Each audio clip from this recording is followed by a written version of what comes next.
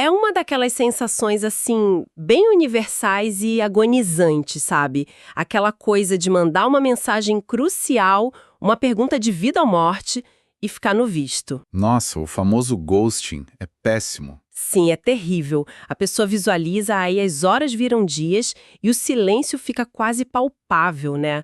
A mente já começa a criar dezenas de teorias para preencher aquela lacuna. Uhum. A ansiedade vai lá no teto. Exato.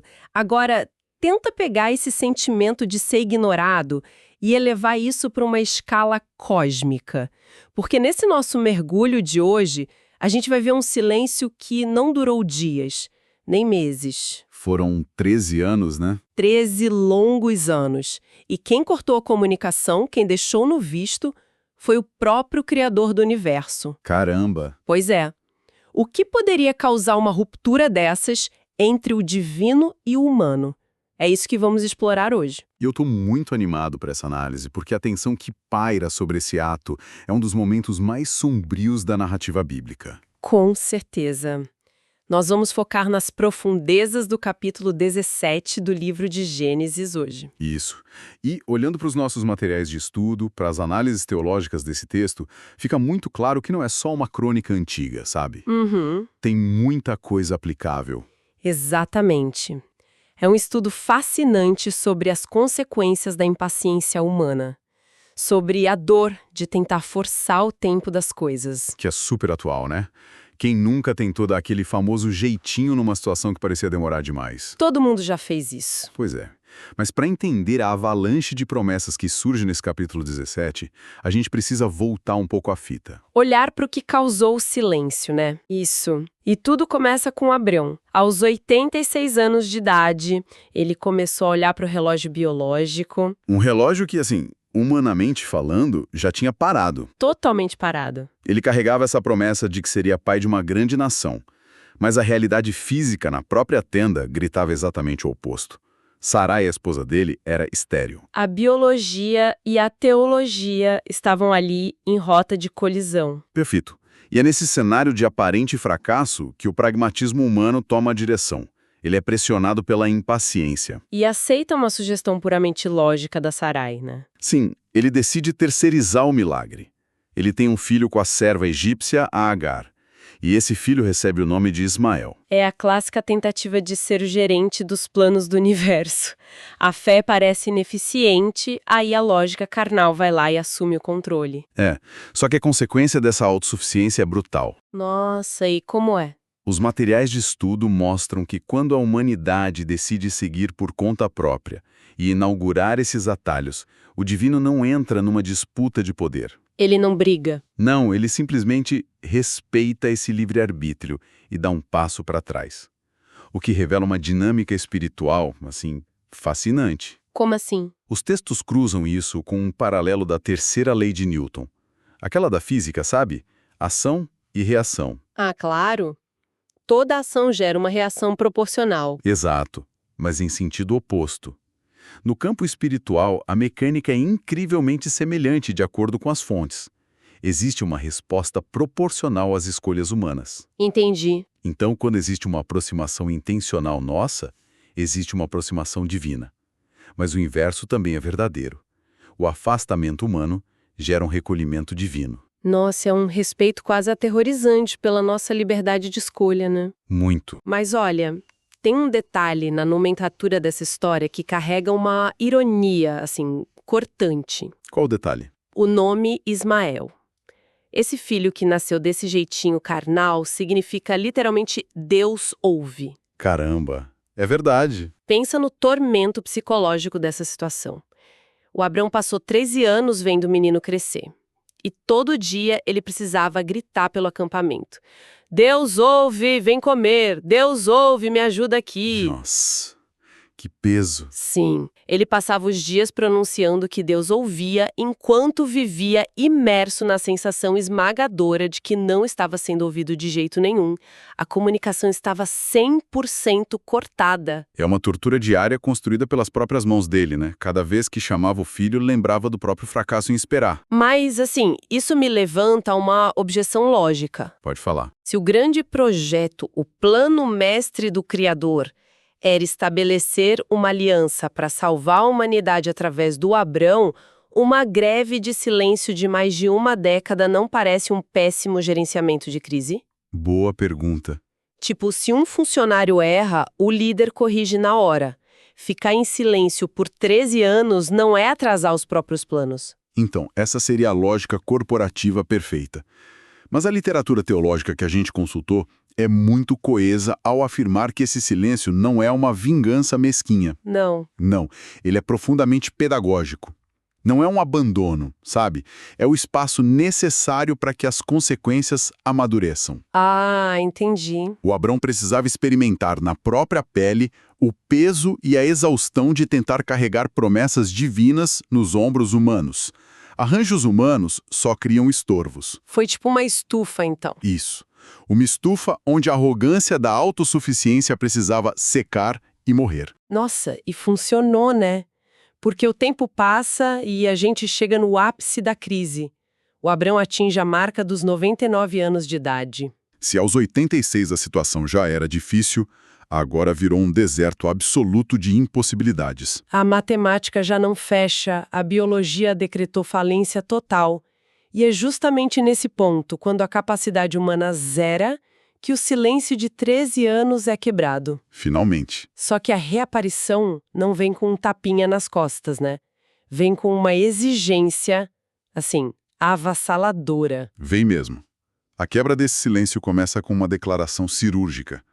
A primeira coisa dita na aparição é: Eu sou El Shaddai. Que no hebraico antigo é traduzido como o Deus Todo-Poderoso, certo? Exato. E essa escolha de palavras não é por acaso. Ela destrói qualquer resquício de pragmatismo na mente do Abrão. É um lembrete bem direto. Eu não preciso de ajudantes. Perfeito. Dizer eu sou El Shaddai é estabelecer que o divino tem recursos inesgotáveis. Não depende de estratégias terrenas, de servas egípcias ou de qualquer articulação humana. É a soberania pura. Uhum. E logo depois de fincar essa bandeira de poder absoluto, vem duas ordens diretas. Anda na minha presença e sê perfeito. Bom, vamos desempacotar isso aí. Andar na presença mostra que não é só crer numa força maior, né? Ou viver com medo de um guarda de trânsito cósmico. Não, de forma alguma. Trata-se de comunhão íntima. De querer exatamente o que a outra parte quer.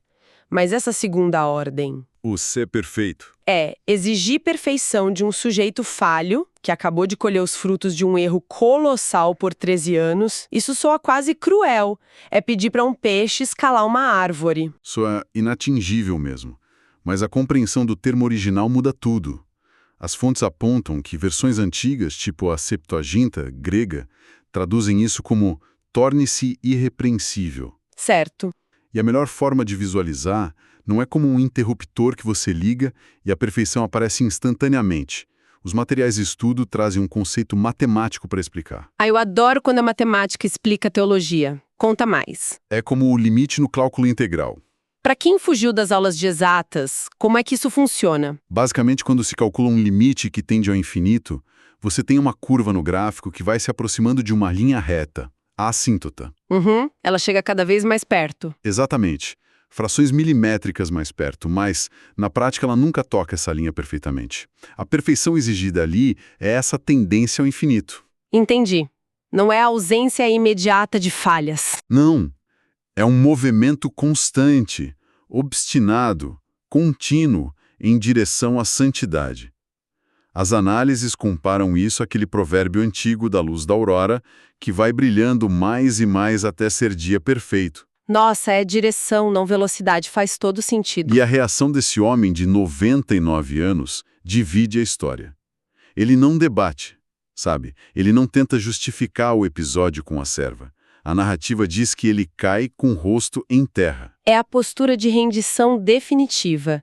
Cair na poeira é tipo o atestado de óbito do velho ego. O arquiteto das soluções humanas morre ali. O esvaziamento total. E é aqui que um princípio profundo de identidade entra em cena. Como assim? Se o homem guiado pela lógica carnal acabou de morrer ali no chão, a nova promessa não pode habitar num nome morto.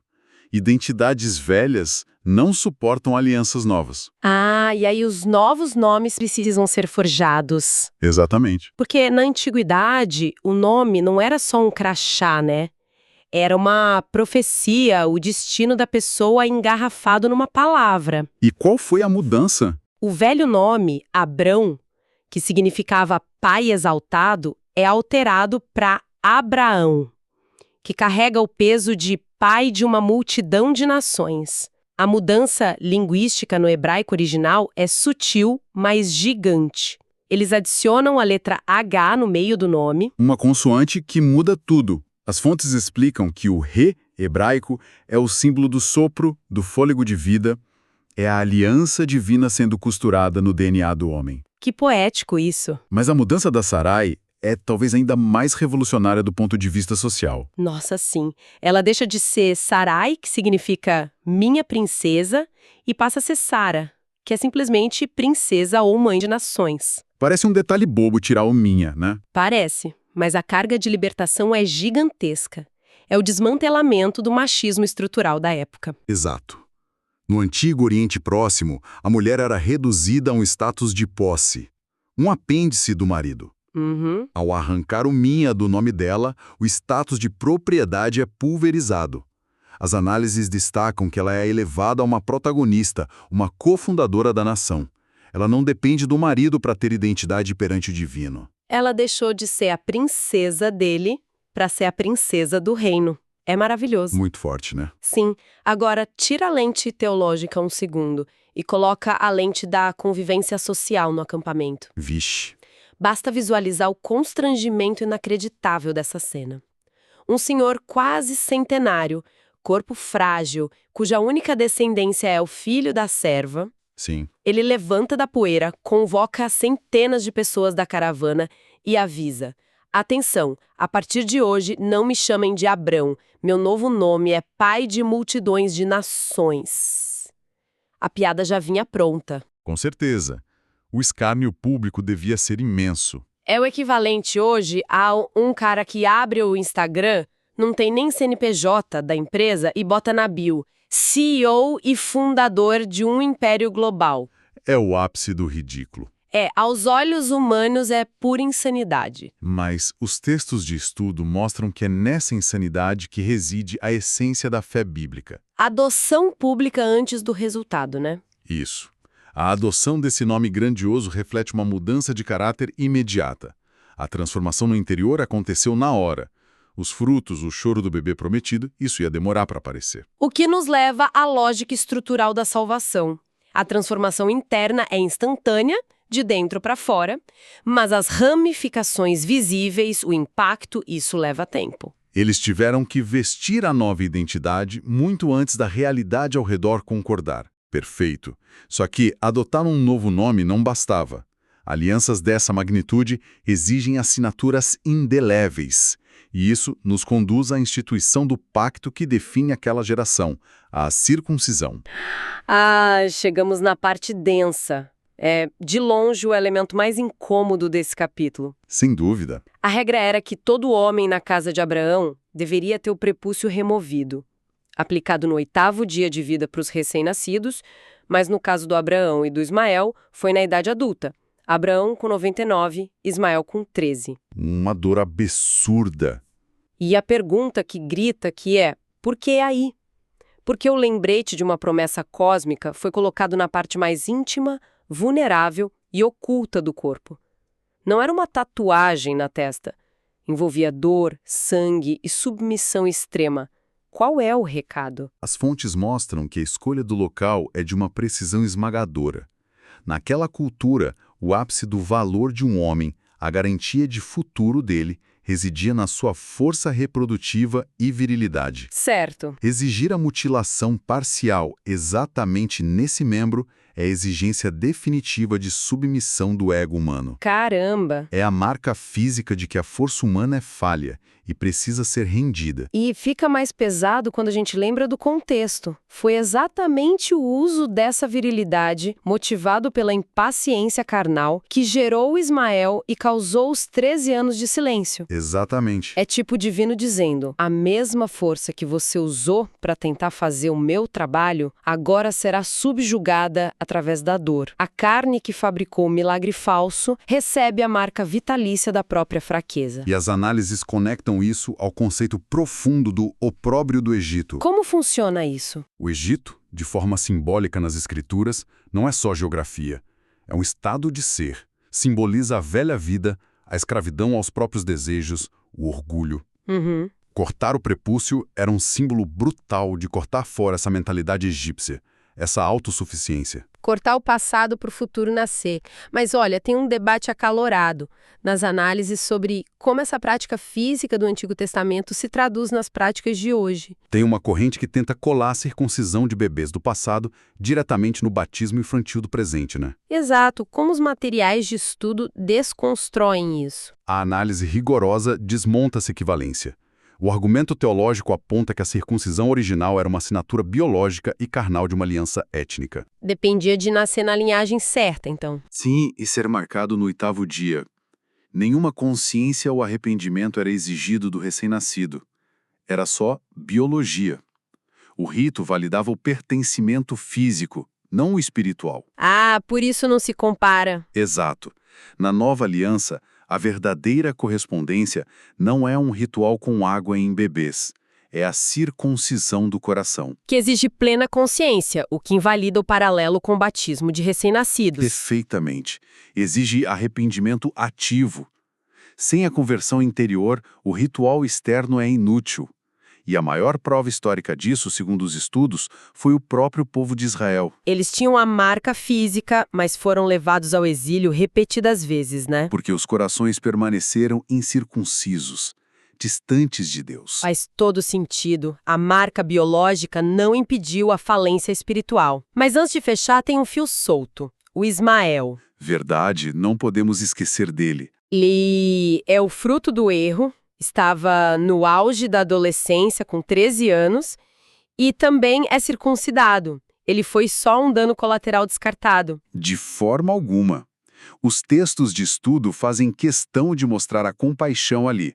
Deus promete que ele seria muito abençoado, geraria 12 príncipes e se tornaria uma grande nação, dando origem aos povos árabes. Ah, então ele tem o seu papel. Sim, é uma profecia que se cumpriu com povos muito numerosos, mas que, curiosamente, segundo as fontes, permaneceram historicamente divididos, cumprindo a ideia dos 12 príncipes. Uma descendência gigante, mas fragmentada. Isso, ele recebeu as bênçãos demográficas. Mas a exclusividade do pacto de salvação, essa foi reservada para o filho da mulher estéril de 90 anos, o Isaque, o caminho impossível. O filho cujo nome significa riso.